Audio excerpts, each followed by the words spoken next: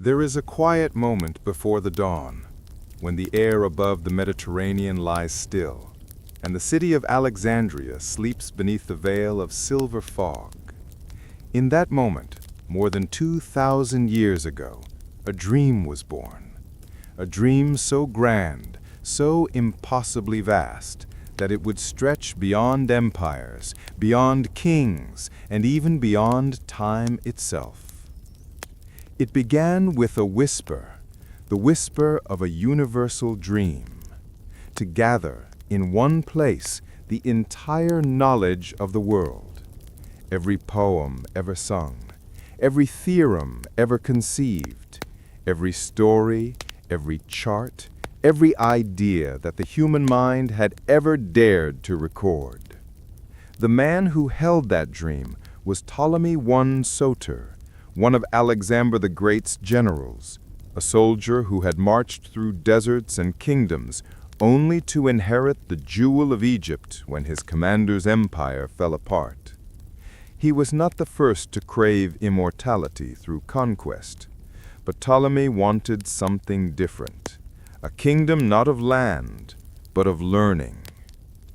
In the soft afterglow of Alexander's conquests, he looked out upon the city his friend had founded, Alexandria, a city destined to become a beacon of light in the ancient world.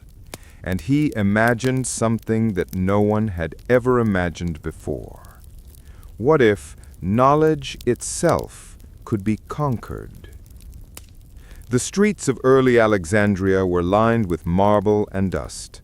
The air carried the scent of salt from the harbor and papyrus from the riverbanks of the Nile. Sailors, scholars, traders, priests, all mingled in the crowded marketplaces, where Greek voices mingled with Egyptian, Phoenician, and Hebrew tongues. It was a city of crossroads, of ideas, languages, and possibilities.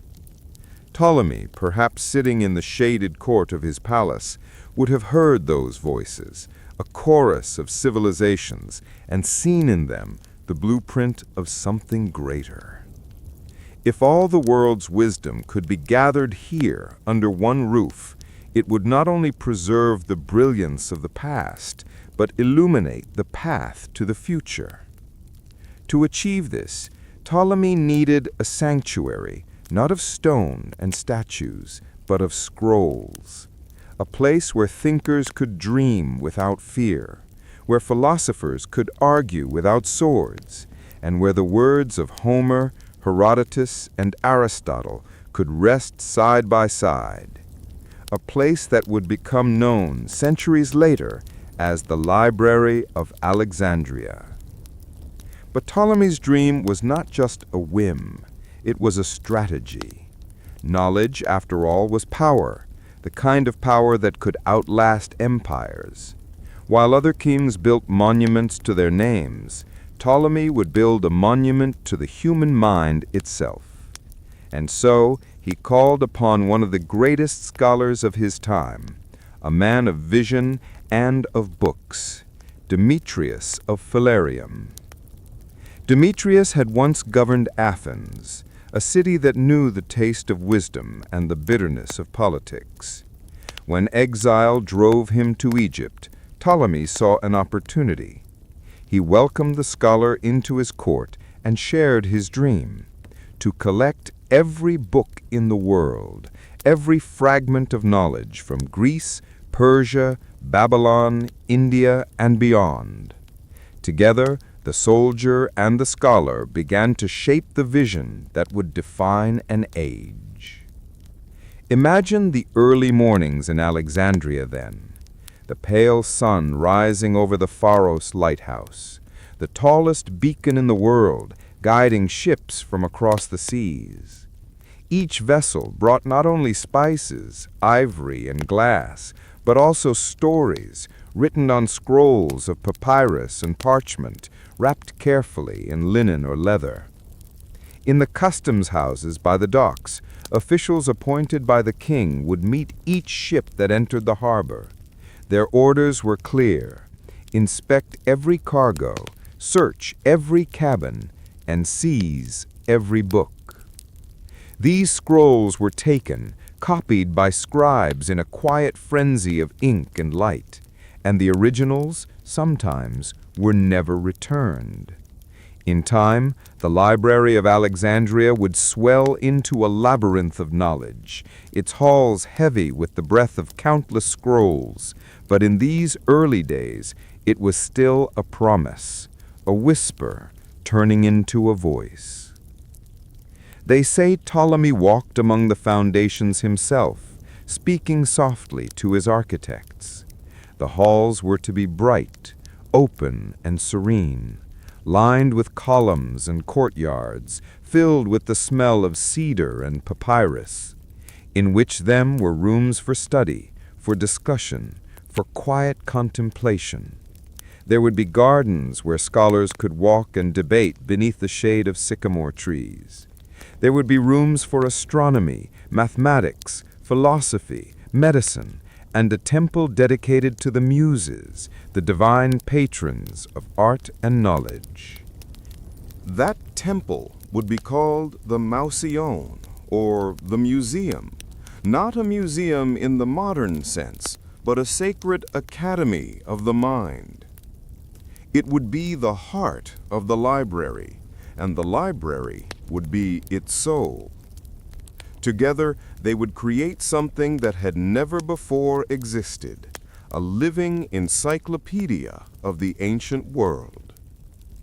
There is something deeply human in this vision, this desire to hold the infinite within the finite, to capture the whole sky inside a room, to trap the thoughts of centuries between the fragile edges of papyrus scrolls.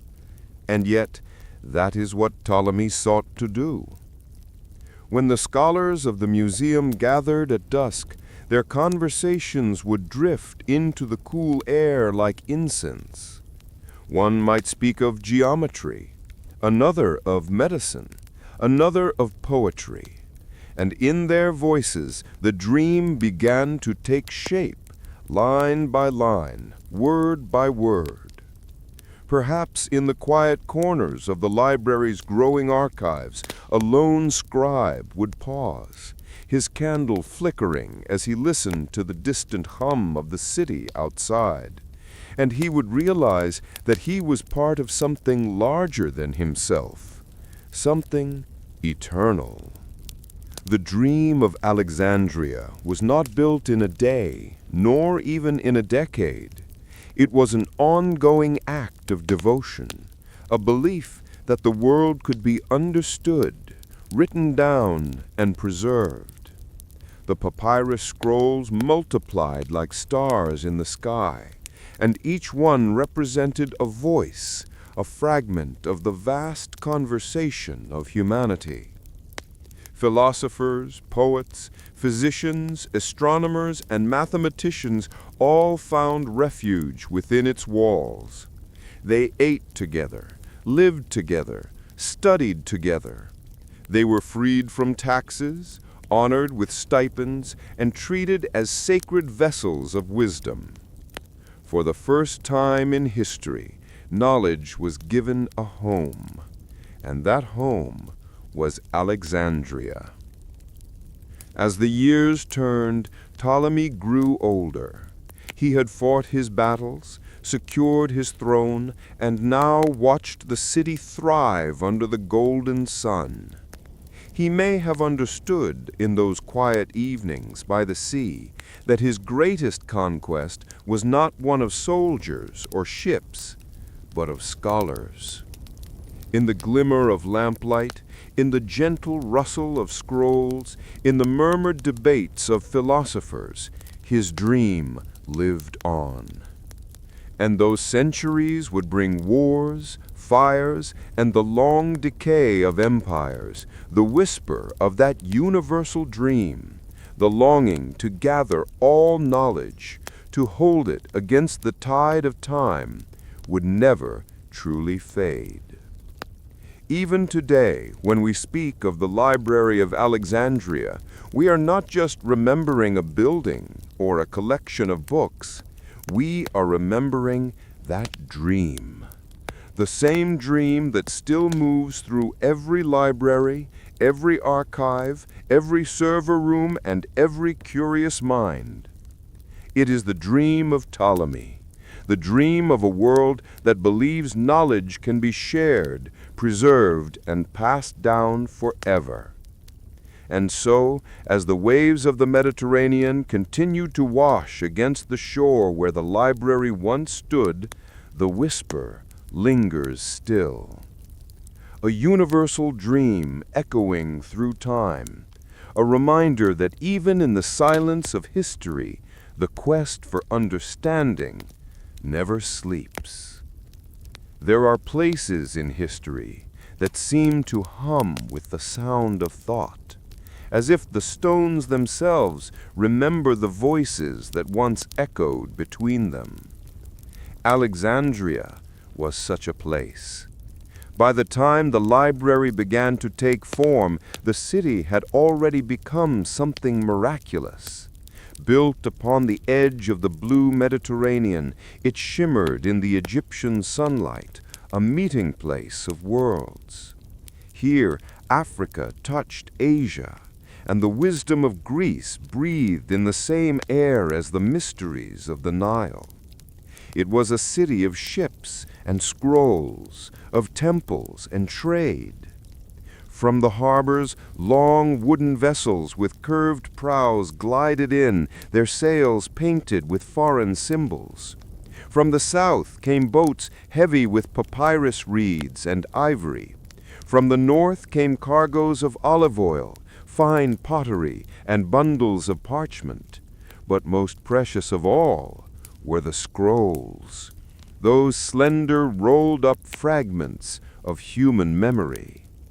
The dream of Alexandria was beginning to breathe. At the heart of Alexandria rose the Mausoleum, the museum, the temple of the Muses. It was not a place of quiet exhibitions, but of living minds.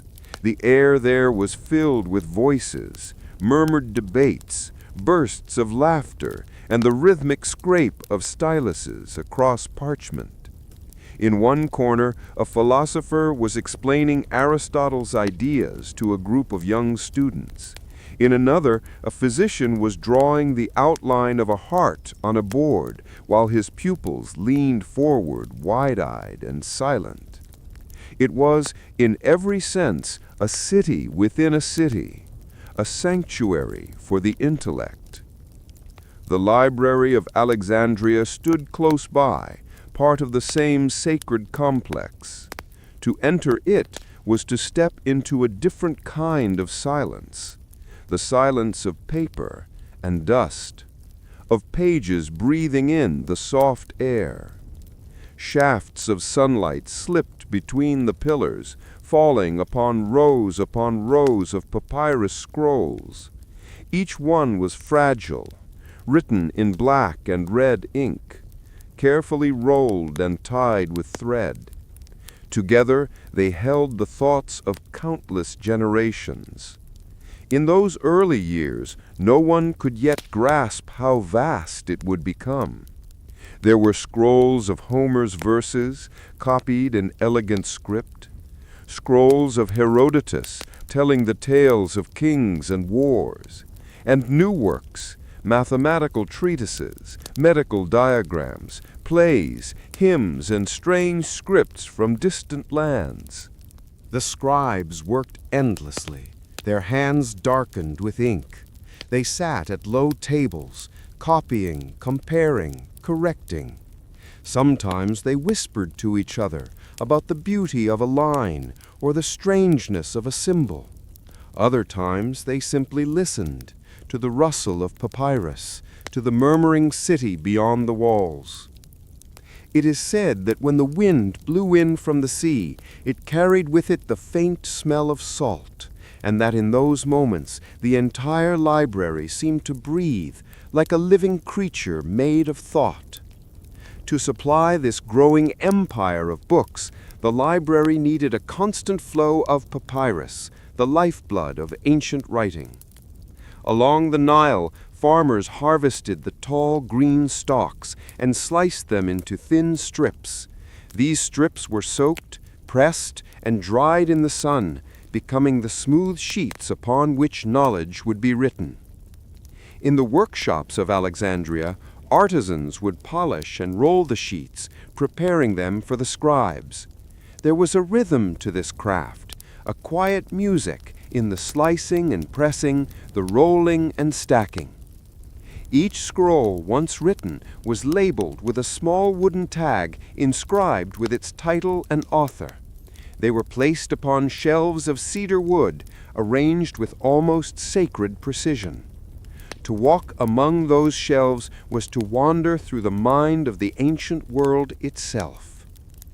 The Mausoleum was not just a library, but a home. The scholars who lived there were treated as honored guests of the king. They were given food, lodging, and freedom from taxes, for Ptolemy and his successors believed that those who devoted their lives to learning should be free from the burdens of ordinary men. These scholars studied astronomy, mathematics, medicine, philosophy, and literature. They observed the stars from the flat rooftops, mapping the movements of the heavens. They dissected animals to understand the workings of the body. They debated the shape of the earth, the nature of the soul, and the harmony of the cosmos.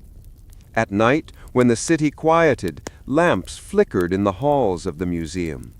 Groups of thinkers gathered around the dim glow of oil lights, their voices low and steady. Some argued, some laughed softly, others wrote, dipping their reeds into small bowls of black ink as the rest of the world slept. Outside the walls of the library, Alexandria itself mirrored the same spirit. The streets were lined with shops selling ink and scrolls.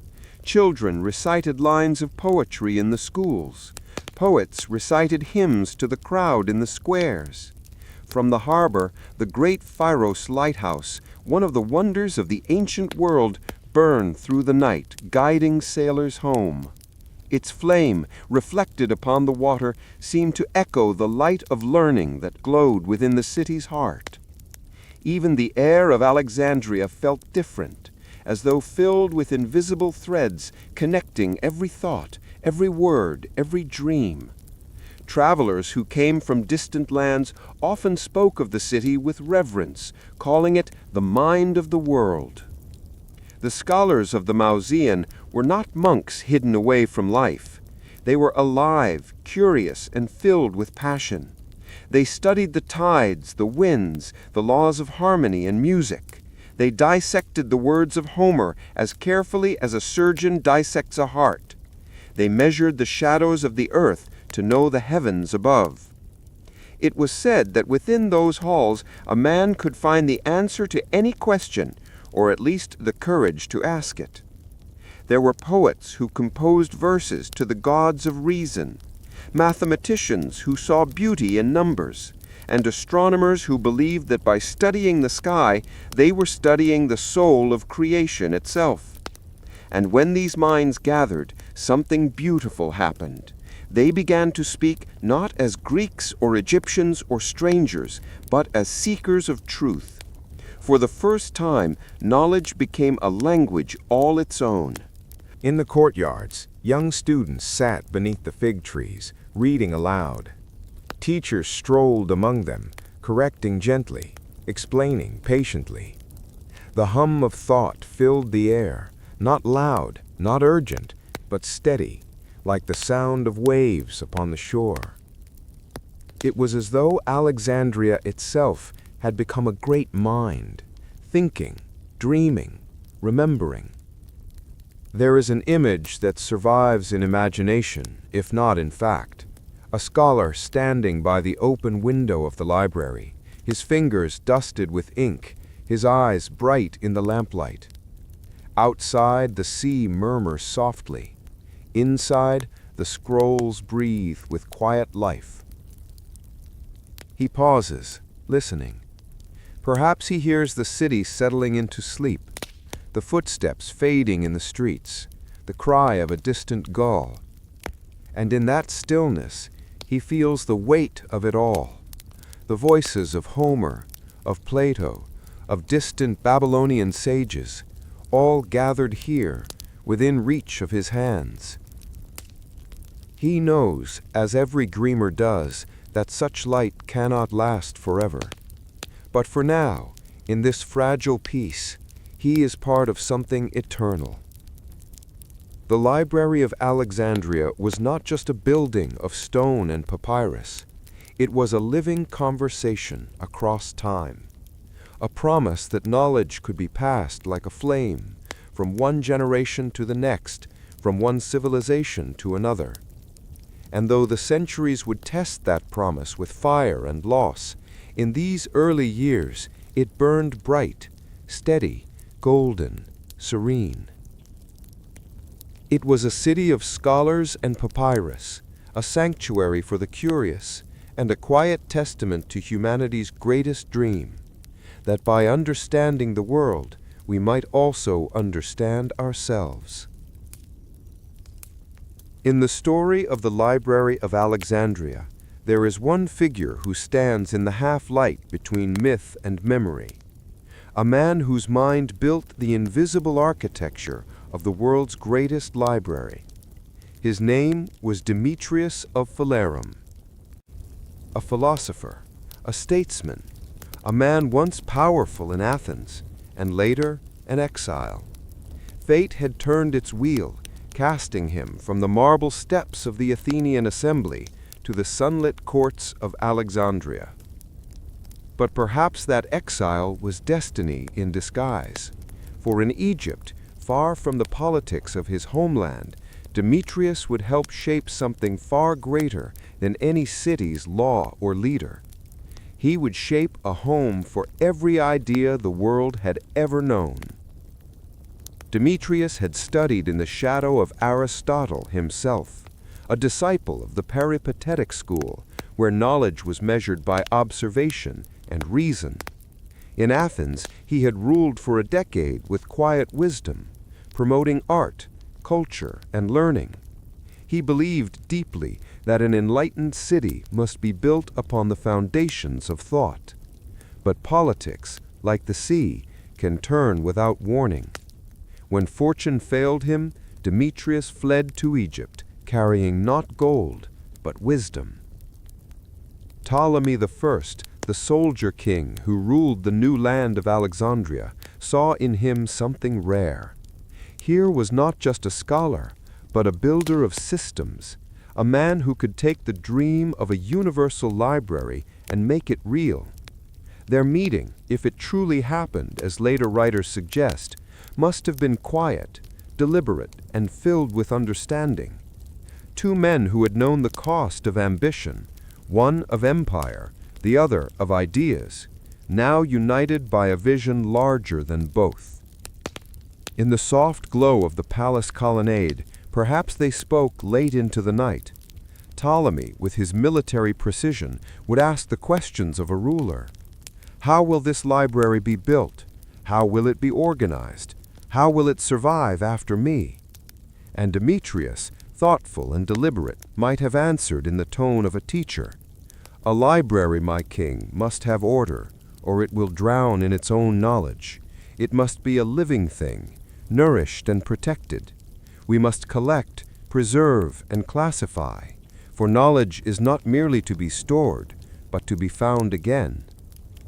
Under his guidance, the vision took form. The library would not be a mere collection of scrolls. It would be a system, a universe of human thought arranged with precision. Every scroll, every fragment would have its place, its subject, its identity. The scholars of the Museion would not simply read, they would catalog, compare, and translate. This was new. No one had ever attempted such an organized pursuit of total knowledge before. In this sense, Demetrius was not just the first librarian of Alexandria. He was the first true librarian of history. The scrolls arrived endlessly, from ships, from markets, from distant temples, hymns from the Nile priests, laws from the city-states, treatises on medicine, astronomy, music, and geometry. Each was handled carefully, copied when possible, and entered into a growing system of order. Demetrius and his scribes began dividing the scrolls into fields of study: rhetoric, law, epic poetry, medicine, history, mathematics, natural science, philosophy, and more. Within each field, works were listed alphabetically by author, a radical innovation for its time. It was as if the world itself were being rearranged, the chaos of scattered ideas drawn into harmony beneath the roof of the Mouseion. Demetrius's genius lay not in invention, but in connection. He understood that knowledge grows through organization, that a scholar can see further when the paths between subjects are clear. He envisioned the library not as a museum of dead texts, but as a living network of thinkers and writers, each one building upon the work of another. Under his influence, scholars began to travel to Alexandria not merely to learn, but to contribute, to add their own voices to the chorus. A philosopher from Athens might bring his scrolls of logic. A physician from Cyrene might offer his observations on anatomy. A mathematician from Rhodes might donate his diagrams of the stars. In return, each found there not just hospitality, but immortality. For once their words entered the archives, they became part of something eternal. The library grew, and with it the quiet rhythm of work. Scribes copied by lamplight, translators debated over phrases, and scholars compared the handwriting of old poets to judge which version of a text was the purest. Demetrius oversaw all this with meticulous calm. He was a man of order, gentle in voice, firm in purpose. Those who worked under him said he had the patience of a sculptor, chiseling knowledge into shape, one thought at a time. He encouraged translation, Greek into Egyptian, Egyptian into Greek, for he believed that the walls between languages must fall if truth was to be shared. In this way, the library became not only a collection of Greek wisdom, but a dialogue of civilizations. To house this flood of knowledge, great halls were built, storerooms of papyrus, reading chambers, transcription rooms, and small gardens for contemplation. The walls were inscribed with dedications to the Muses. The ceilings were painted with stars, so that even indoors the scholars might feel the vastness of the heavens. At the heart of it all, near the sacred temple, stood a great hall known as the Pinakes, the catalogue of all catalogues. It was here that Demetrius's vision reached perfection. He and his scholars began composing a master list, a grand index of every work in the collection.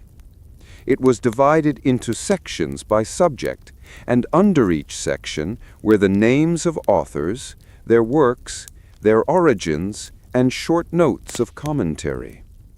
This monumental effort, known later as the Pinakes of Callimachus, was begun under Demetrius's direction, the first true library catalogue in human history. There is a quiet beauty in that thought. A man seated by a lamp, writing the names of others who came before him, the poets, the philosophers, the dreamers. He knew that he was building something that would outlast his name. Sometimes, late at night, he would walk through the silent corridors of the library. The scent of ink and papyrus hung in the air. He would run his hand lightly along the shelves, feeling the presence of countless minds sleeping behind the rolled scrolls. Perhaps he wondered if anyone, centuries later, would remember his part in it, the careful order, the balance, the method. But that was not why he worked. For Demetrius, knowledge was its own reward. He believed that every word preserved was a victory against forgetting. Ptolemy I grew older, and his son, Ptolemy II Philadelphus, continued the work. Under the younger Ptolemy, the library expanded even further, and Demetrius's system became its backbone. He advised the king on acquisitions, on scholars to invite, on texts to copy. The city became a magnet for the greatest minds of the age. And yet, in time, Demetrius faded quietly from history. Some say he fell from favor. Some say he died in peace, surrounded by his scrolls. The truth is lost, as truths often are. But his legacy endured. Every library that came after carried a shadow of his order, his patience, his vision. Even now, when a modern librarian writes a title, And so the library grew by any means necessary. Merchants and scholars arriving from foreign lands were sometimes persuaded, gently or otherwise, to sell or donate their scrolls. Travelers from Babylon, from India, from the distant Greek Isles, found their writings swiftly copied, catalogued, and absorbed. Ships entering the harbor brought treasures beyond price, mathematical works from the Pythagoreans, medical treatises from Hippocrates' followers, hymns from Phoenician sailors, and tales from the East. The dream of universal knowledge was being realized, but at a cost. The library had become an empire in its own right, conquering through ink and paper rather than sword and shield. Inside its marble halls, the scholars watched this expansion with wonder and unease. They knew that the thirst for knowledge had become a kind of royal obsession, yet few could resist the joy of discovery, the arrival of new scrolls, the unveiling of texts long lost to time. Some nights the scribes worked until dawn, their lamps burning low as they traced the looping letters of languages half understood. The air smelled of papyrus and oil smoke, and the faint murmur of the sea echoed through the stone corridors. To be a scholar in Alexandria was to live in the pulse of human memory, to feel in every scroll unrolled the heartbeat of civilizations. But not all that arrived was pure truth. Among the treasures were fakes, forgers' works passed off as ancient wisdom. Some were deliberate, some merely mistaken. The librarians learned to read with suspicion, to question every claim, every line.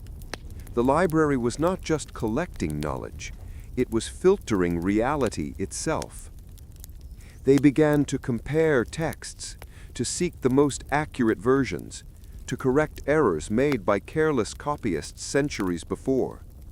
In doing so, they became the world's first textual critics, the guardians not only of what was written, but of what was true.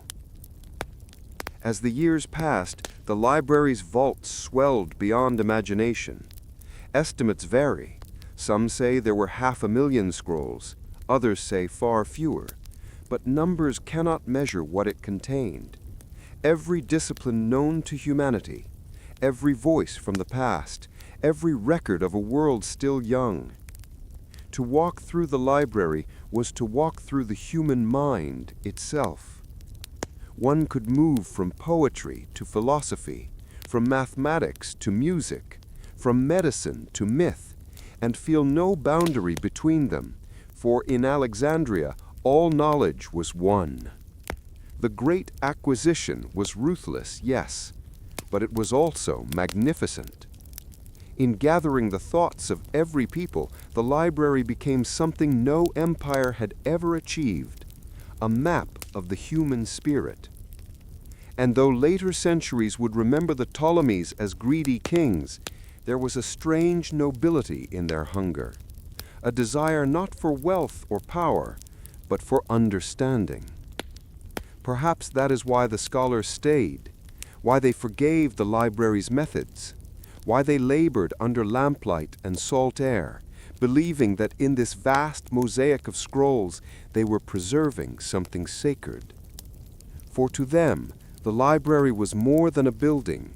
It was the closest thing mankind had ever made to eternity. There comes a moment in every great dream when wonder must give way to order. The Library of Alexandria had grown vast, a sea of scrolls that stretched across marble halls and cedar-scented rooms. But now a quiet problem haunted its scholars. How could anyone find anything at all? Thousands upon thousands of scrolls filled the shelves, rolled tight and labeled only by fragile tags of parchment or ink. It was no longer enough to collect. The library needed to understand itself. And so began one of the most ambitious intellectual projects of the ancient world, the creation of a catalog of everything. In the soft light of morning, Demetrius of Phalerum's successors sat among the scrolls, ink on their fingers, tired eyes fixed on papyrus. Their task was monumental, to bring structure to chaos, to map a universe made of words. At the head of this great effort stood Callimachus, a poet, grammarian, and librarian, a man both methodical and deeply imaginative. He was said to have walked the aisles of the library like a priest among relics, whispering to the scrolls as if they might whisper back. Callimachus created something that would shape libraries for thousands of years. He called it the Pinakes, meaning tables or lists. But it was far more than a list. It was the world's first encyclopedic catalog, a guide to all human knowledge, organized with elegance and care. The Pinakes divided the library's holdings into categories: rhetoric, law, epic poetry, tragedy, comedy, history, medicine, mathematics, astronomy, and beyond. Each subject had its own section, and within it, scrolls were grouped by author, title, and even by style or dialect. In a world without printing, without modern indexing or databases, this was a marvel, a way to navigate an ocean by stars of ink and logic. For each writer, Callimachus listed their birthplace, their teachers, their pupils, their most famous works, and sometimes even a line or two of commentary.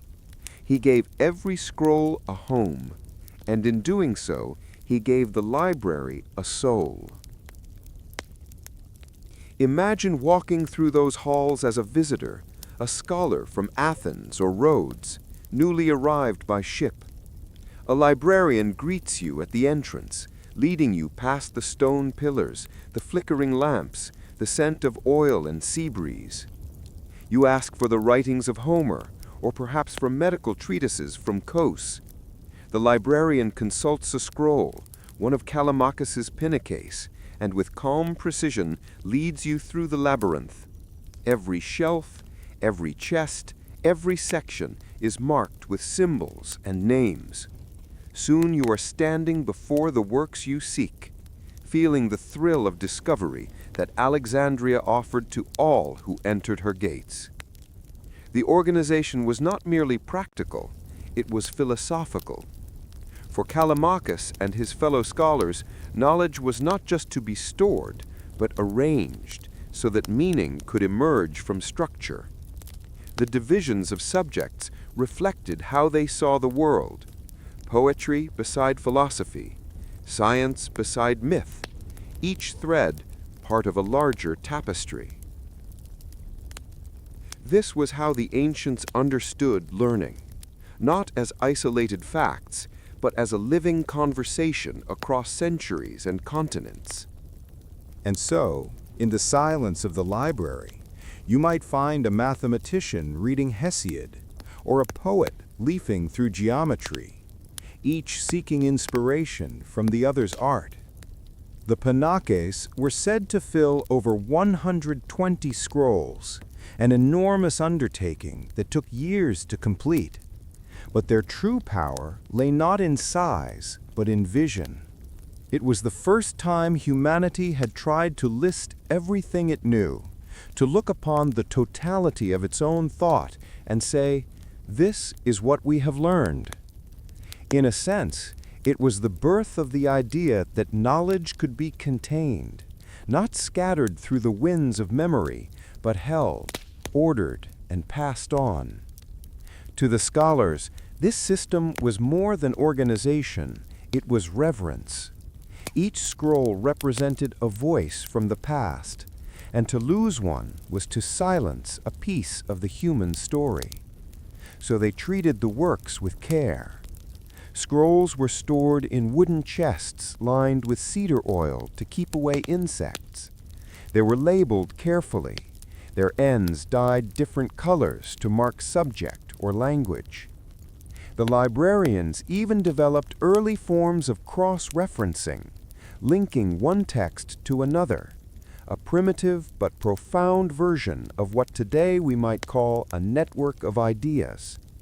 But there was also beauty in their work, for Callimachus was a poet as much as a scholar. He believed that learning should delight as well as instruct. He wrote hymns and epigrams, weaving his love of order into verse. He saw no conflict between the librarian's discipline and the poet's dream. In his eyes, the library itself was a poem, its stanzas written in ink, its rhythm measured by the turning of papyrus, its theme eternal, the search for understanding. Other scholars joined him in shaping this grand system. Xenotus, one of the earlier librarians, worked tirelessly to produce corrected versions of Homer's epics. He compared every available copy, marking errors and variations, trying to restore what the poet might have truly written. Aristophanes of Byzantium, later on, refined the system of punctuation and accents, tools still reflected in modern Greek today. Together, these minds transformed the library from a collection into a living organism, breathing, growing, and thinking for itself. And yet, even in their triumph, there was humility. The scholars knew that perfection was impossible, that knowledge was too vast, too alive to ever be fully captured. Still, they worked as though eternity depended on it, because in their hearts, it did.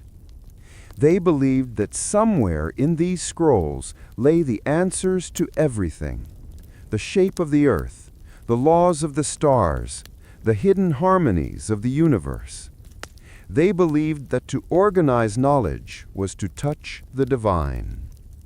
As night fell over Alexandria, the scholars would gather in quiet chambers, sharing wine and ideas, debating the meaning of words or the nature of the soul. The library never truly slept. Its lamps glowed softly against the sea breeze, casting long, warm light upon shelves that seemed endless.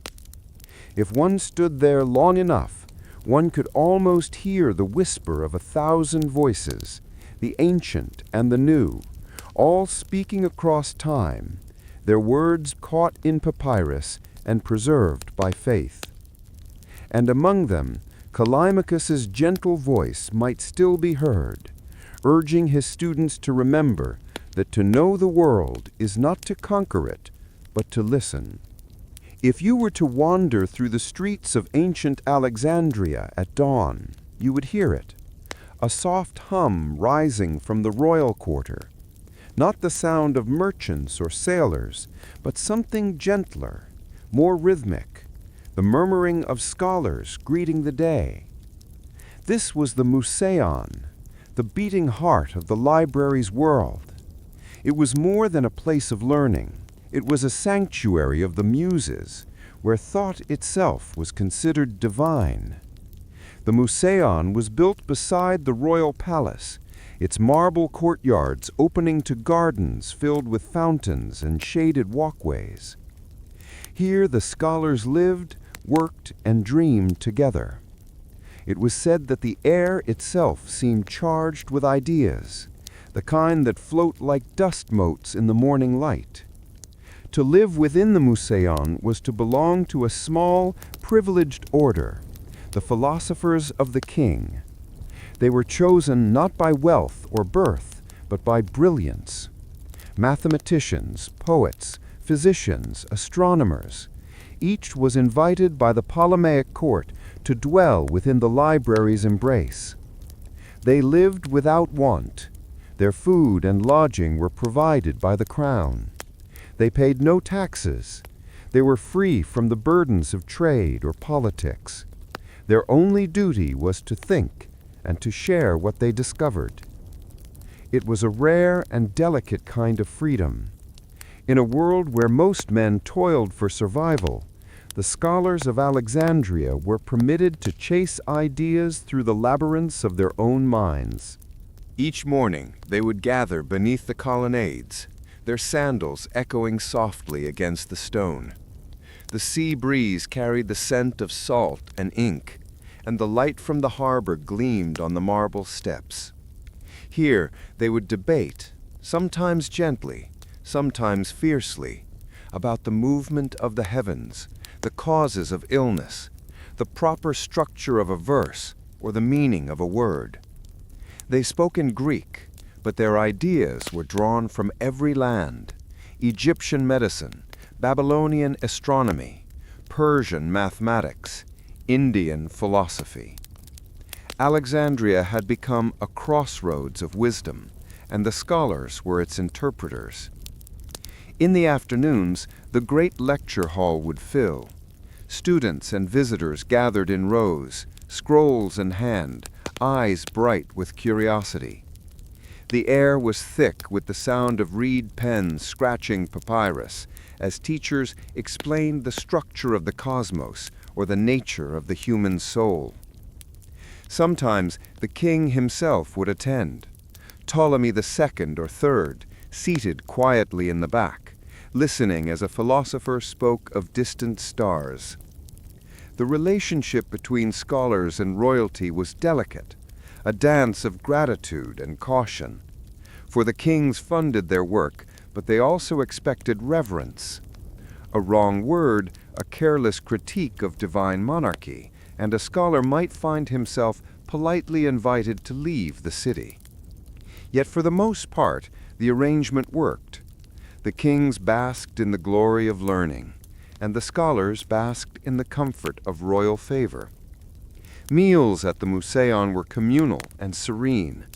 Scholars ate together, discussing ideas between bites of bread and figs, their talk drifting from poetry to geometry to the art of dream interpretation.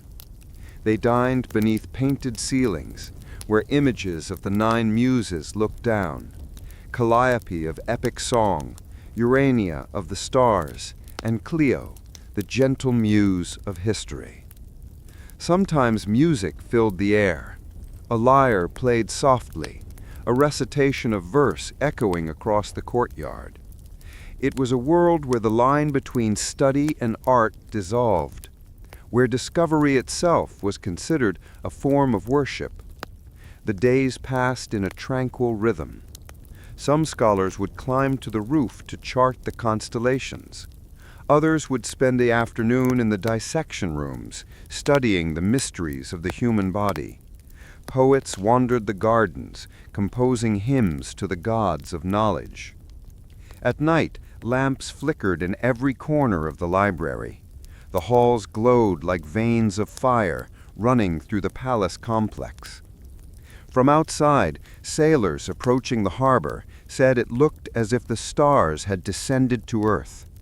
Within those glowing walls, arguments continued long after midnight about the shape of the world, the nature of time, and the strange invisible forces that bound everything together. But beneath the calm, there were quiet tensions. The scholars were not all alike. Some were devout, believing the Muses guided every thought. Others were skeptics, worshiping reason above all. Their debates could last for days about the gods, about the soul, about whether truth was divine or human-made. Yet even their disagreements were precious, for within those walls, conflict gave birth to clarity. Each voice, however different, was part of the library's great harmony. Many of the scholars never left Alexandria again. They were buried within sight of the harbor, their graves marked by small stone tablets inscribed with verses of their own making. But their students carried their teachings far beyond Egypt, to Athens, to Rome, to every corner of the known world. And so, even as time passed, the spirit of the Museion traveled, not through armies or conquest, but through thought. There were two simple joys. One account speaks of astronomers who built a sundial in the courtyard, and poets who mocked them when clouds ruined their measurements. Others wrote playful verses comparing scrolls to lovers, beautiful, demanding, impossible to leave alone. It was a reminder that the men and women of the library were human. They laughed, they argued, they grew old, but their lives were touched by something larger, the quiet conviction that what they were doing mattered, even if no one outside those walls would ever understand how much. And perhaps that was the true miracle of the Museion.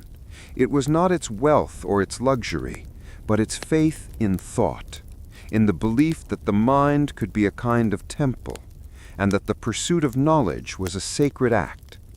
Every scroll unrolled, every line studied, was an offering to eternity.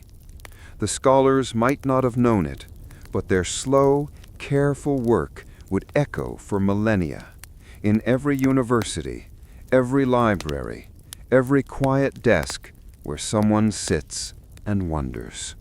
There are moments in history when the world seems to pause, when one person looks up and everything changes. In the sunlit courtyards of Alexandria, where palm shadows fell across white marble, a quiet man once raised his eyes to the sky and saw not just light, but geometry. His name was Eratosthenes, poet, philosopher, mathematician, and keeper of the library, a man of restless curiosity, and one of the first in history to imagine the earth not as an endless plain, but as a measurable sphere. Eratosthenes was born in Cyrene, a Greek colony along the North African coast, a land of olive trees and golden hills. From an early age, he loved numbers as much as stories. He studied in Athens under the great thinkers of his time, then journeyed to Alexandria, the shining city where every idea seemed to meet. There, the king himself, Ptolemy III, appointed him chief librarian of the great library. It was a position of immense honor, but also immense responsibility, for he was now guardian of the world's knowledge. Yet Eratosthenes was not content merely to preserve the wisdom of others. He wanted to add to it. The story begins with something simple, a letter perhaps, or a traveler's tale from the distant city of Syene, far to the south along the Nile. It was said that at noon on the summer solstice, the sun in Syene shone directly overhead. At that moment, a whale cast no shadow. The sunlight reached straight down into its depths, illuminating the water below. To most, it was just a curiosity, a pretty story about the power of the sun. But to Eratosthenes, it was a revelation. If at that very moment the sun stood straight above Syene, what of Alexandria? Would its shadows fall differently there? Could the difference reveal something greater? Something about the shape of the earth itself? And so, on that same solstice day, he made his observation. In Alexandria, when the sun stood highest in the sky, Eratosthenes placed a tall stick in the ground, a simple gnomon, a tool older than civilization, and he watched. When the shadow reached its shortest length, he measured the angle, about 1/50th of a full circle, roughly 7 degrees and 12 minutes. This meant that while the sun stood directly above Syene, it stood slightly tilted above Alexandria. To him, that tilt was everything. He reasoned that if the earth were flat, the sun's rays would strike both cities the same way.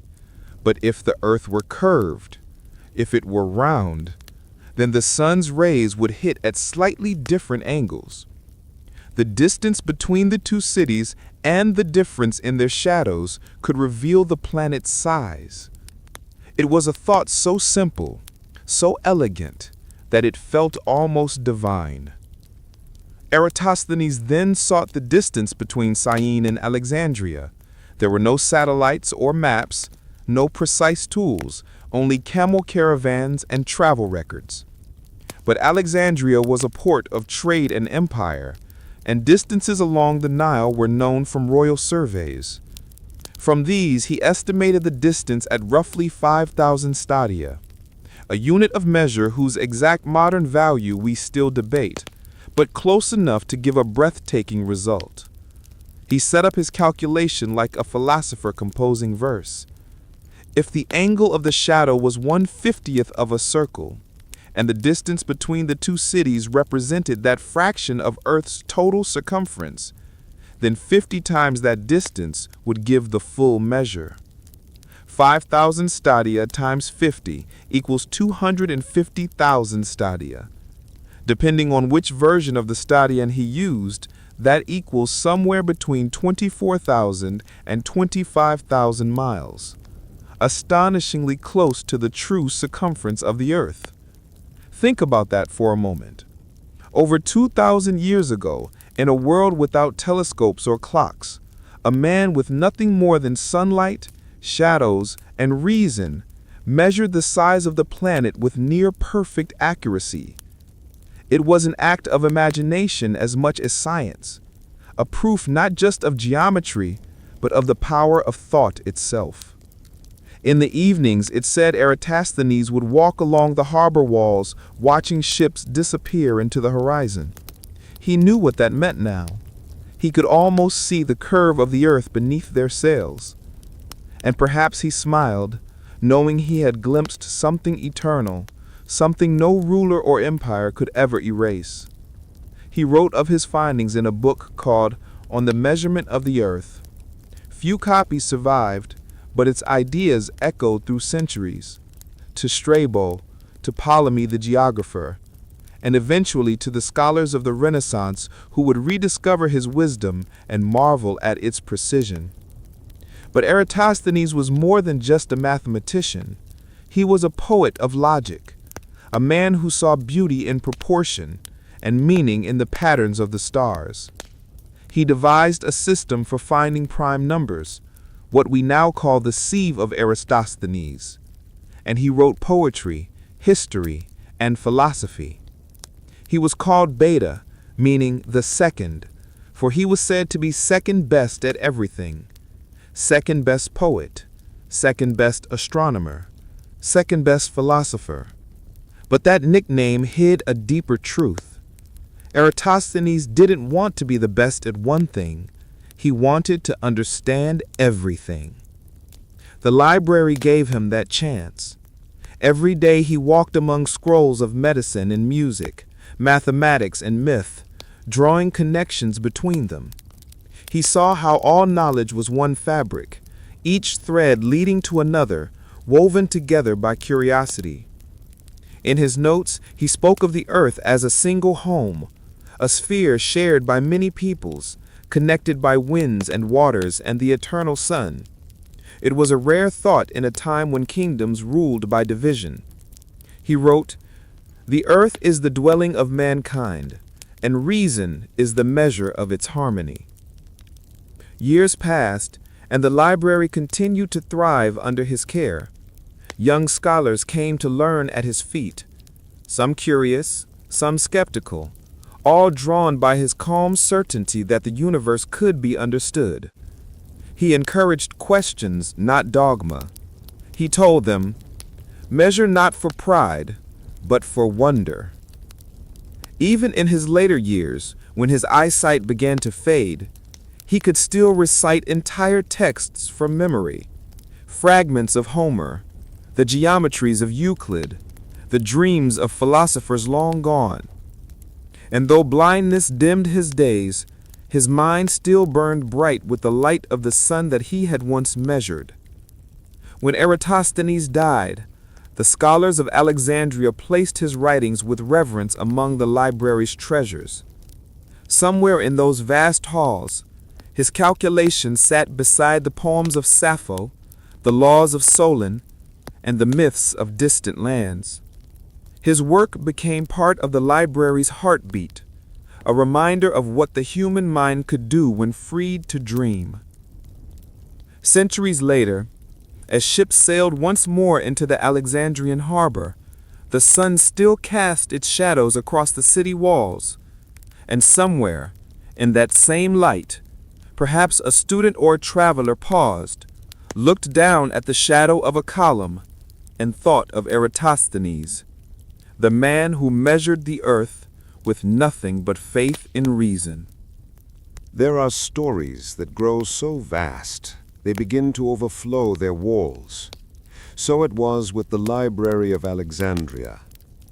By the middle of the 2nd century before Christ, the great halls of the Museion were heavy with scrolls.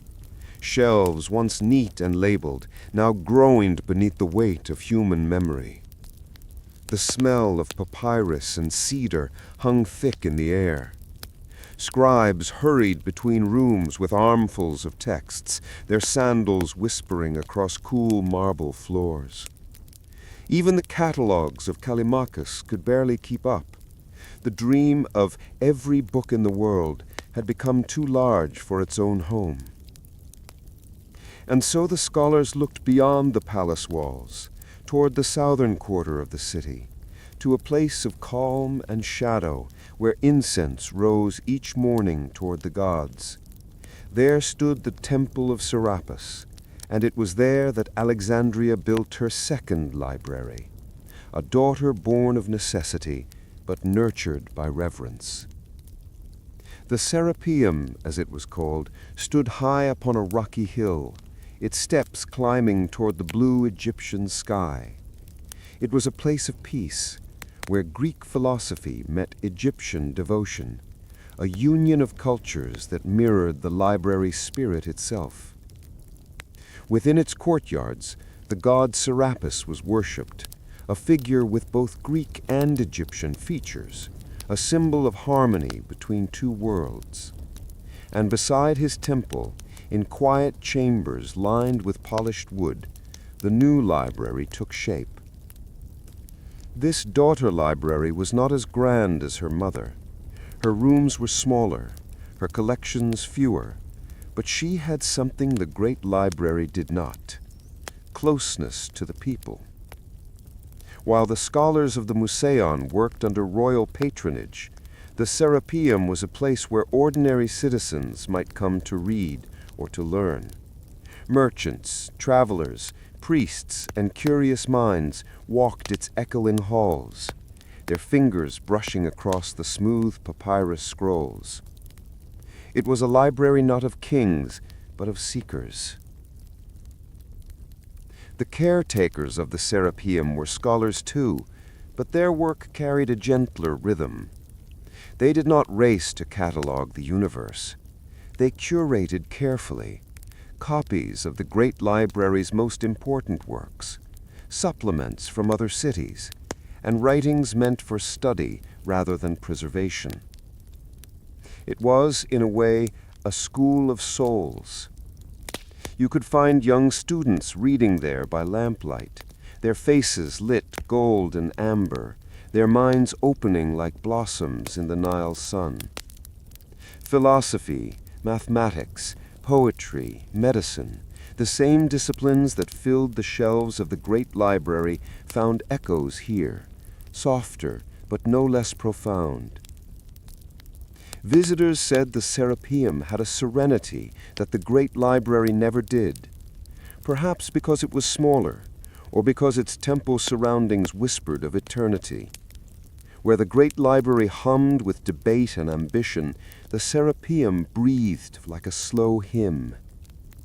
Outside you could hear the distant chants of priests, the rustle of palm leaves, the soft wind sweeping up from the sea.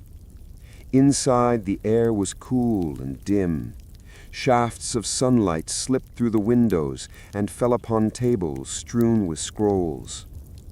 Every sound seemed sacred, the soft turning of papyrus, the quiet murmur of study, the faint scrape of ink against reed. The daughter library also served another purpose. It was the overflow. When the great library's vaults grew too crowded, duplicate scrolls were sent here, copied and stored with equal care. Some said it was a safeguard, a second heart, beating in case the first should ever fail. No one imagined then how prophetic that idea would become.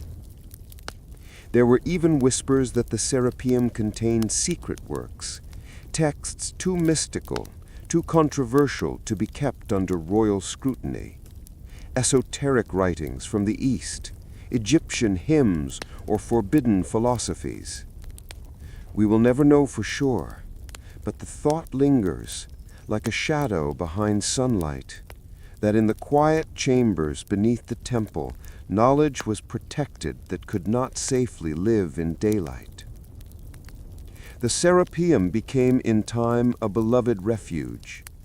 Pilgrims visited to offer prayers both to the god and to wisdom itself. Children were taught their letters there. Poets came to copy hymns or study ancient epics. Philosophers debated beneath its porticos, their words echoing off the stone. It was a place where faith and thought touched hands, where one could read the words of men and still hear the silence of the divine. And perhaps that was the truest spirit of Alexandria. Not conquest, not collection, but connection. Every corner of the city was a meeting place. Egypt and Greece, science and mysticism, earthly learning and heavenly worship.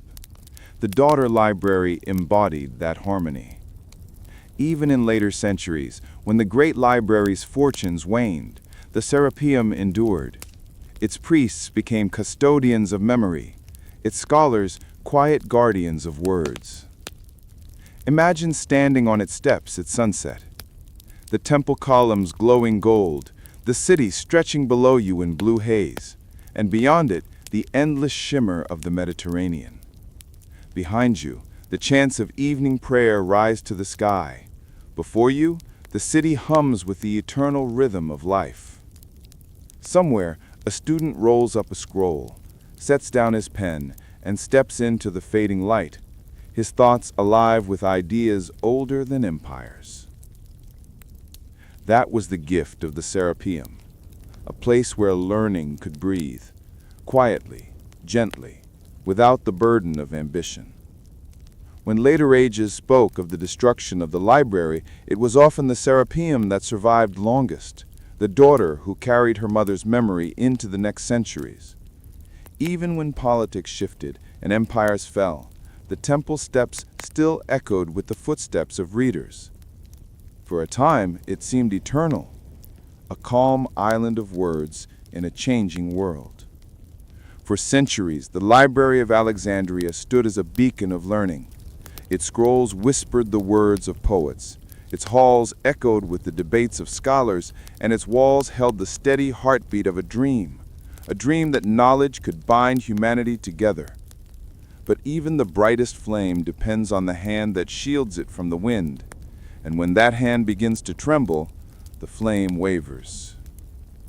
By the 2nd century before Christ, the dynasty of the Ptolemies had grown old, and their throne less steady. The kings who once dreamed of immortality through knowledge now dreamed only of surviving their rivals. Ptolemy I and II had built the library as a monument of reason, a reflection of their power not through conquest, but through culture. Their successors, however, were men and women born into intrigue, rulers who fought wars not of philosophy, but of blood and inheritance.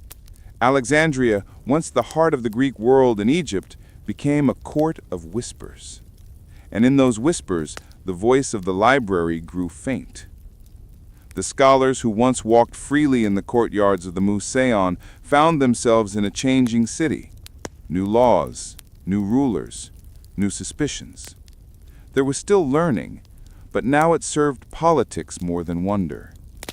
The kings funded projects that glorified themselves, not the pursuit of truth. Royal patronage, once generous and visionary, was turning inward, cautious, fearful. And in that shift, a quiet unease settled over the library. The first true tremor came with the rise of Ptolemy VIII, a ruler known to history by many names: Physcon, the bloated one, and less kindly, the cruel. He came to power through deceit and violence, seizing the throne in a storm of betrayals. Unlike his learned forebears, he did not see scholars as jewels of his kingdom, but as potential enemies, men who might question or mock or resist. And so, the halls of the library, once filled with laughter and discussion, began to echo with silence. It is said that Ptolemy VIII, in a fit of paranoia, ordered a purge of intellectuals from the city. Philosophers, poets, astronomers, many were banished or fled of their own accord. Some sailed to the islands of Greece, others to Antioch, taking with them their memories, their manuscripts, their light. Among them may have been scholars who once taught in the very shadow of Eratosthenes' observatory. Their names are lost, but their absence was felt like a wound. Without the scholars, the library was no longer a living mind. It was a beautiful body, empty of spirit. Those who remained worked quietly, keeping the scrolls safe, copying, cataloging, hoping for better days. But the royal funds that had once flowed freely now trickled like a dying spring. The gardens grew untended, the scribes fewer, the lamps dimmer. Still, the dream persisted. A few devoted caretakers refused to let it die. Even as court politics turned venomous, they clung to the belief that learning would outlast cruelty. Beyond the palace walls, Alexandria herself was changing. The city had always been a tapestry of cultures: Greek, Egyptian, Jewish, Syrian, Nubian. But under the later Ptolemies, those threads began to fray. The streets grew restless with tension. Trade waned. Faiths clashed. The golden age of harmony was fading into shadow. And yet, in the quiet rooms of the Serapeum, students still read by the soft light of oil lamps, their voices murmuring over lines of Homer or geometry. They did not know it, but they were reading against time, against the coming darkness. Sometimes decline does not arrive with fire or thunder. Sometimes it seeps in like a slow tide, each wave washing a little more brightness from the shore. That was the library's fate. Not a sudden tragedy, but a gradual dimming, a withering from within as kings turned from philosophy to fear. The scholars of the Museion were once called companions of the Muses. Under Ptolemy VIII, they became exiles of silence. One can imagine an old scholar, standing alone in the echoing halls, running his fingers over the dusty spines of scrolls he once read with friends long gone. He lights a small lamp, opens a text of Plato, and reads softly to the empty air, not for glory, but to remind himself that the words still live. Outside, the city murmurs in unrest.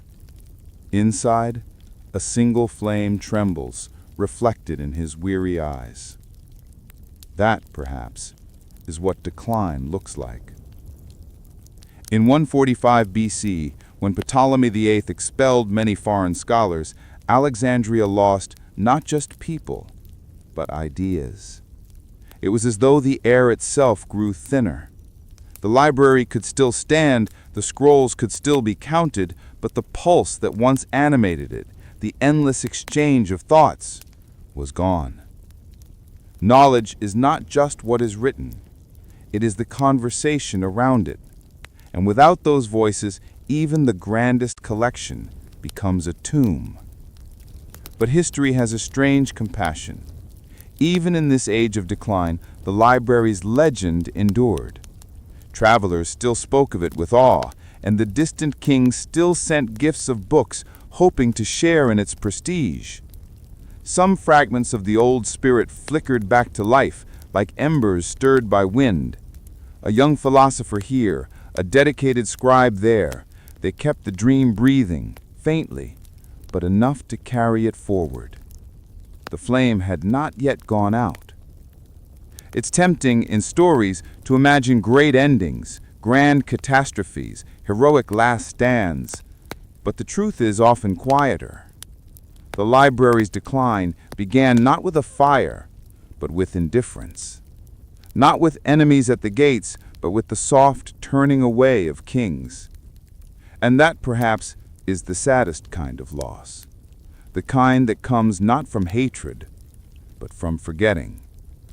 As the century turned, Alexandria still gleamed on the surface. Temples shining, ships in the harbor, markets alive with noise. But beneath, the soul of the city had changed. The scholars who remained were ghosts of a vanished world, still guarding scrolls that no one read. They could feel the tide turning, but could not turn it back. Still, they waited, for hope, for patronage, for a new Ptolemy who might remember the dream. But history was already writing another chapter. History often remembers great fires, the moments when brilliance turns to ash. But few burn as brightly in memory as the one said to have touched the Library of Alexandria. It was not born of malice, nor even of intention. It was perhaps the most tragic kind of fire, one born from chaos, from the careless winds of war.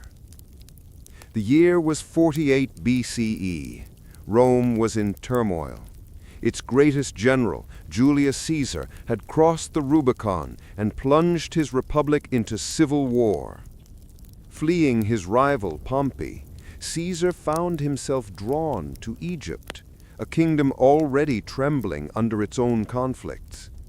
Here, the throne was contested by two siblings, Ptolemy XIII and his sister Cleopatra VII, children of the same dynasty that had once built the library itself. Caesar arrived in Alexandria not as a conqueror, but as a man seeking refuge and alliance. But in this city of marble and intrigue, refuge soon turned to flame. The story begins, as so many do, with a death. Pompey the Great, Caesar's rival and former ally, had fled to Egypt seeking safety. But the young King Ptolemy, eager to please Rome's rising star, had Pompey murdered on the shore and presented his severed head to Caesar as a gift. Instead of gratitude, Caesar felt horror. He turned from the boy king in disgust, declaring himself protector of Cleopatra, the rightful co-ruler. And so began the Alexandrian War, a civil conflict within a civil war, with Rome and Egypt locked in the same desperate dance. The fighting soon spilled into the streets of Alexandria. The grand city by the sea became a labyrinth of barricades and smoke.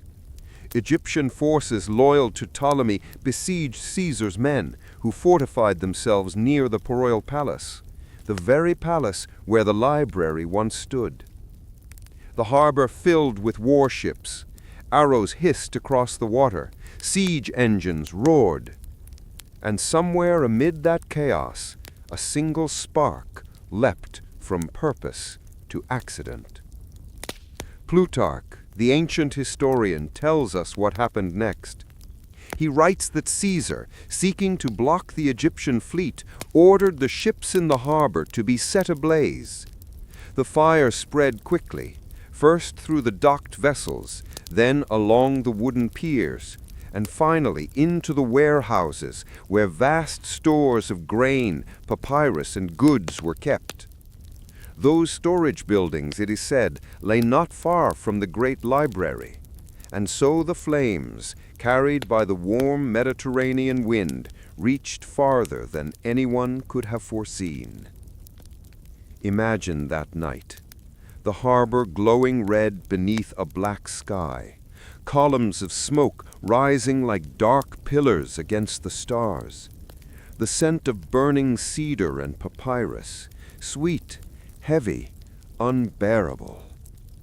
In the palace district, scholars and servants rushed to save what they could, but the library was vast. There are moments in history when light returns, faintly, unexpectedly, a flicker among ashes. After the fires of Caesar's war, Alexandria lay quiet for a time. The docks were rebuilt, the marble polished, the city breathing again. But something had changed. The old pride of the library, its endless ambition to collect every book in the world, was humbled now. Its scrolls smelled of smoke. Its scholars worked in whispers. And yet the flame of learning was not gone. It waited for love, for chance, for a gift that would remind the world what Alexandria once was. That gift came with Mark Antony, a Roman general larger than life, a man of laughter, of wine, of victories and defeats sung by poets, and a man in love not with Rome's cold discipline, but with Cleopatra, Queen of Egypt and daughter of the dynasty that had built the library itself. Their meeting, their union, has been told as legend, but hidden within that legend lies a quieter truth, that through their bond, the Library of Alexandria was briefly reborn. Antony came to Egypt not just as a soldier, but as a seeker of wonder. He found in Cleopatra a woman unlike any other, educated in philosophy, fluent in many tongues, a queen who could speak to him of stars, medicine, and myth. She had grown up among scholars and scrolls. She understood the weight of knowledge, the power of the written word. So when Antony pledged himself to her, he did not bring gold or jewels. He brought books. Plutarch tells us that Antony, in a gesture both romantic and political, presented Cleopatra with 200,000 scrolls, volumes taken, it is said, from the great library of Pergamon in Asia Minor. Pergamon was itself a rival to Alexandria, a kingdom that had built its own magnificent library, second only to the one by the Nile. To gift such treasures to Egypt was not just an act of devotion. It was a statement that Alexandria's reign as the world's center of learning would rise again,